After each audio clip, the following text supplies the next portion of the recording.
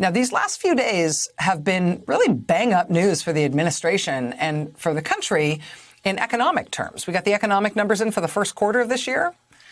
The U.S. economy in the first quarter of 2021 grew at an annualized rate of 6.4%. 6.4% GDP growth? That's nuts. That's an insanely high number. But look at this in terms of individual American households. Look at this. Household income in March in the United States, we just got these numbers, jumped by a record 21.1% in the month of March. The government has been tracking that monthly household income number since 1959. Since they started tracking that number in 1959, it has never had a higher jump than it did in March of this year. And of course, both of those numbers, the huge 6.4% overall economic growth rate for the country and the record jump, more than 20% jump in average income for individual American households, both of those figures are fueled by the same thing, right? Both of those figures are fueled by the Biden administration and the Democrats in Congress doing stuff, passing legislation that has made a huge economic difference, both in the macro sense and at the individual household level, right? You can see the impact that it's having on the economy already. It's huge. And that COVID relief package they passed, with the stimulus checks in it and relief for small business owners and financial help to restaurants and funding for vaccines and funding to safely reopen schools and all the rest of it.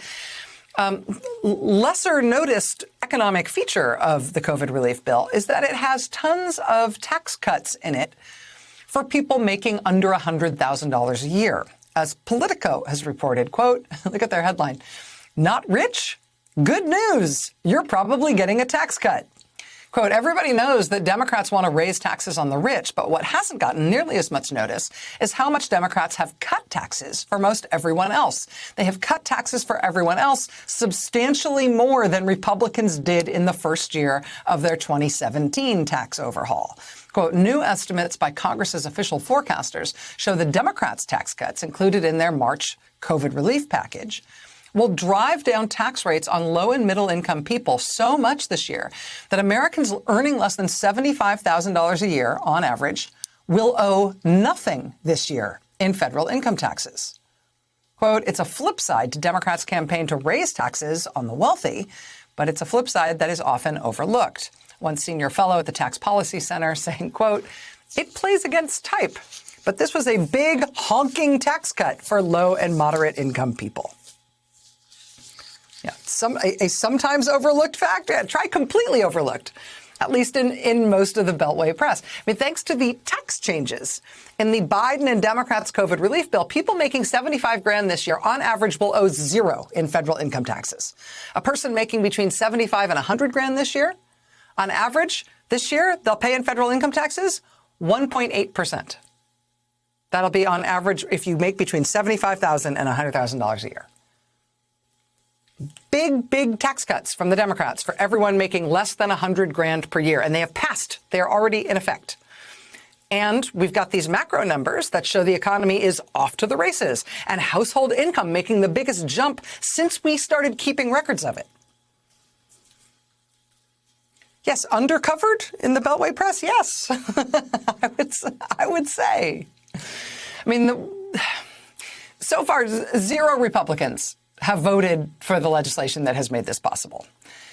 What are Republicans doing to try to turn people against what Biden and the Democrats are doing?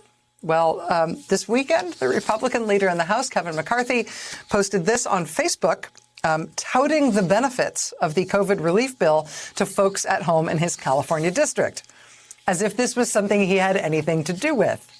Democratic House Speaker Nancy Pelosi was agog, saying this in response, quote, "Minority Leader Kevin McCarthy called the American Rescue Plan, the COVID relief plan, quote, socialist. He claimed it would turn the United States into Venezuela, and he convinced every member of his caucus to vote against it.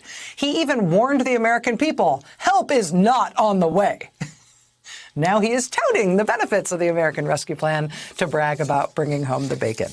Help is not on the way, except for this help that is on the way that I'd really like everybody in my home district to know about and credit me for.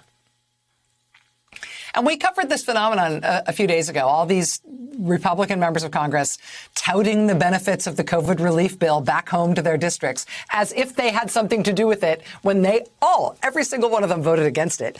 But now it's the top guy, the Republican leader in the House, Kevin McCarthy, the guy who put himself in charge of trying to stop the COVID relief bill. Now he, too, is bragging about it back home. Help is here. Talking about all the good that it's going to do back home in his district because he didn't succeed in his efforts to stop it. So now he wants credit for it, right? That's one way to do it. Pretend you were for it. Try to take credit for it, even though you not only voted against it, you did everything you could to try to stop it. Hey, thanks for watching our YouTube channel. You should know that you can follow today's top stories and breaking news and catch up on your favorite MSNBC shows all in one place. Download the NBC News app today.